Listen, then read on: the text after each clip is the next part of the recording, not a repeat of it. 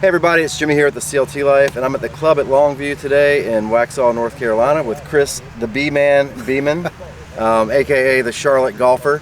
And yeah, I just want to talk a little bit about your passion for Charlotte area golf, and you run a website that's dedicated to that, and we'll learn a little bit more about your story. Yeah, so I've been running the Beeman's Guide to Golf in Charlotte for over 20 years. And 20 years ago I started out just like any person who picks up the game of golf. You get addicted very quickly. Yeah. And that was 2001 when I was first starting. And so there was no Google, golf courses didn't have websites, there was no social media, right? So if you wanted to find a golf course, you basically got an address and a phone number off of either the Yellow Pages, the old paper phone book, or you could maybe Yahoo it. You can find it on Yahoo. Right. But there wasn't much, and so I started playing golf courses. I was a web developer by trade, and so I took it upon myself as like when I would go play a course, I'd bring the scorecard back and load all that information onto my website. I put my review in there, talk about the conditions, the layout, whether it was fun, how much did it cost, right? Everything that I would want to know before I go play a golf course, so I figure out where I want to play. So when you started, it was almost like you're building, you're journaling for yourself. You're building this website as a reference point for yourself, really.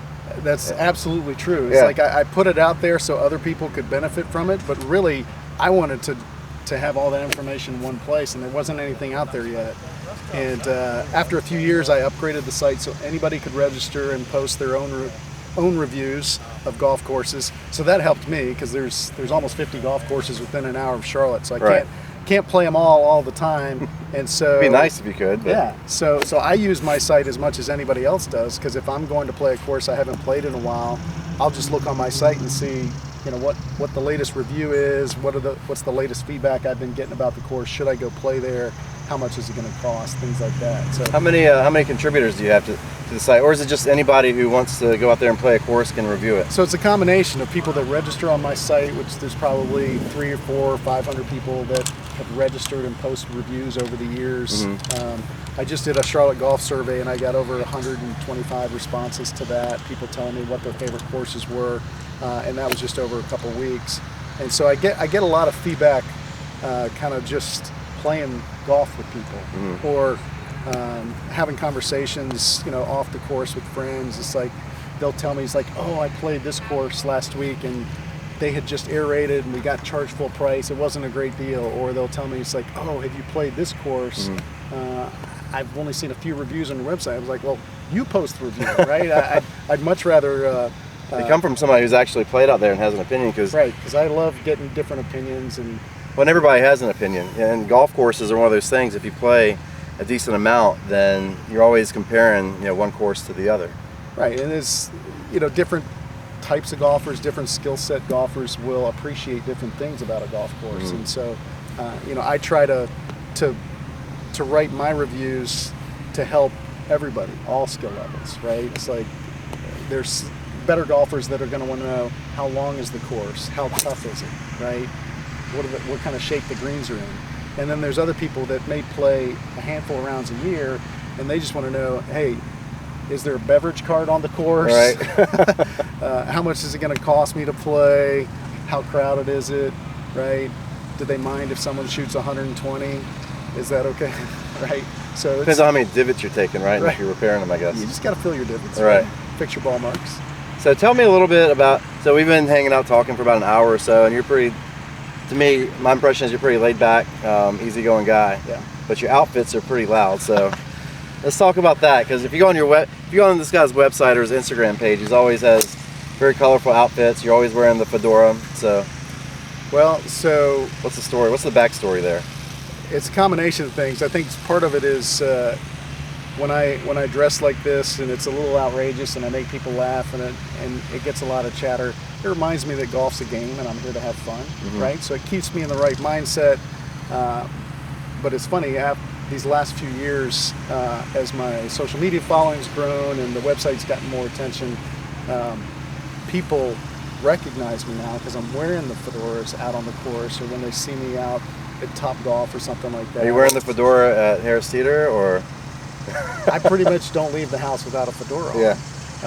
I was at the PGA show in Orlando in January, and somebody from Maine recognized me because of the fedora, because they follow my Instagram and they follow the Grint Tour that I help out with marketing. So yeah, I pretty much have to wear the fedora all the time, but I love it. I mean, it like I said, it's fun. It gets a lot of funny comments, right? And like I said, if I don't play well, at least people are having fun playing with me and watching me play and seeing me out there. So you've essentially built a career around your passion, around playing golf. And a lot of people who watch this are entrepreneurs. I'm always interested in that entrepreneurial story. So talk about that a little bit. Yeah, I mean, I was... You're a professional golfer, essentially, right? Okay. People say that. I play a lot of golf. That doesn't mean that I'm a scratch golfer or a tour player, but I can compete within my own handicap flights usually. Yeah, talk about the entrepreneurial journey. Yeah, so I mean, for me, this was a hobby, and I mentioned that I started out my career as a web developer, and so building the website and maintaining the website and building up the social media, I mean, that hit kind of my techie geeky side and kept me kind of interested in doing the hands-on technology work. But I was an IT manager in the banking industry, and finally got to the point where it's like, if I spent all the time and energy that I do on my banking career on this, then I could turn it into something. And so it's really just been, building the site, getting the exposure to that, putting a useful resource out there for the golf community here in Charlotte, and that has led me to many connections that I've made now where I can do the same sort of thing, web development or digital marketing for companies like TripCaddy or the Grint Tour that I mentioned. Homestretch Golf was another one. Just anybody that's a golf-focused business that I can help with exposure, video content, digital marketing, email marketing. That's what I enjoy doing, because it means I'm probably at a golf course or talking golf with somebody, and I'm getting to do the IT stuff that I really enjoy. And you basically, if I'm hearing it right, you noticed there was a problem out there. You noticed there was a void in the marketplace. There wasn't this common resource, and you started out just by filling this simple need. All right, so Chris, tell us a little bit about the journey of how you went from noticing that there was a need out there where there was no common resource for all the Charlotte golf, and then you built that, and then into what it is today. Yeah, I mean, when I started, it truly was just kind of a way for me to collect all that information, and then I was like, other people are going to want that. They're going to want to know that. And once I opened it up to other golfers to register and post their own reviews, it kind of took off. And it's been 20 years now, and so I built up some trust and a reputation within the Charlotte community, that they trust my reviews and they trust my site, right? It's not biased, it's not paid for by any golf course. And so they know they can get the 411 on any local golf course here in Charlotte from my site or from my social media or from me when I do my top 10 list. And so I've kind of turned that into kind of an influencer brand where I can do that for other golf-related companies. So I mentioned TripCaddy is one that I work with. They do big group golf trips, and they've got the Golf Trip Authority podcast, and so I do website and social media for them. Get to go on a lot of destination bucket list golf trips. We're going to Big Cedar Lodge here this year. It's kind of like a travel agent. Bandon Dunes next year. Yeah, it's a lot of fun. You have to go see the places that you're reviewing and helping them out with. Right, and I get to host some of those trips and produce video content for them, and so I'm working, but I'm not really working. Right. I'm playing golf, and I'm at a beautiful golf course. So it truly has become kind of a combination of my passions for IT and marketing and golf. Awesome. Well, we've warmed up here on the range a little bit, so we say we head off over to the course. Yeah, let's play some. Let's do it. Sounds good. All right.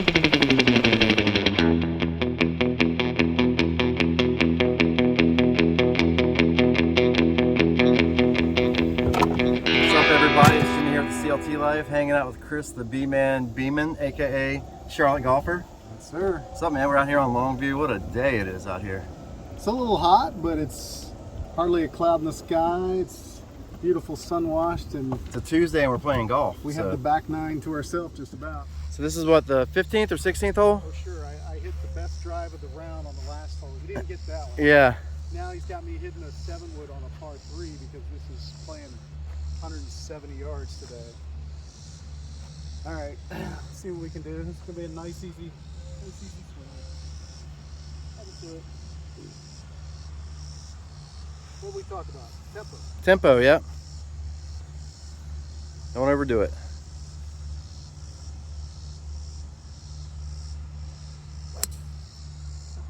Going high, leaking a little bit to the right.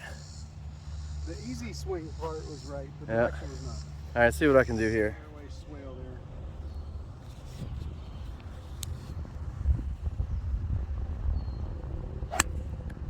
What did I just say? If it ends up on the green, it's a happy accident. Oh, get Just there. short. Safely on. It's 195 yards is probably the shot. Flag? 201 to the flag. You probably want to aim between the clock and the chimneys.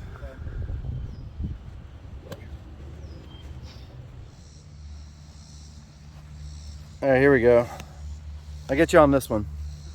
So this is what, the 15th or 16th hole? Oh, sure. I hit the best drive of the round on the last hole. He didn't get that one. Yeah. Now he's got me hitting a 7-wood on a par 3 because this is playing 170 yards today.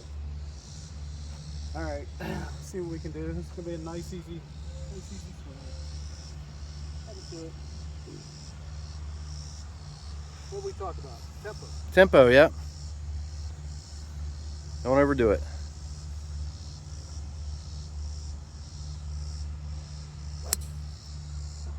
Going high, leaking a little bit to the right. The easy swing part was right, the Yeah. direction was not. All right, see what I can do here. I'm in a 6-iron. Little 6-iron. I'm gonna hit it off the deck. Ooh. Last time I teed up and didn't work out too well. That was on the first hole, I think. So, I consider hitting a 5-iron on this one, I did as well. but I'm up here with the 6, so I'm just gonna make a smooth swing and see where it ends up.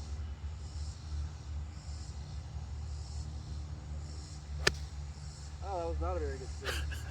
See, he totally should have recorded the last hole. I should have. That was not a good swing. All right, we'll see you on the 16th tee box Yeah. for another film session, Yeah. hopefully with better shots.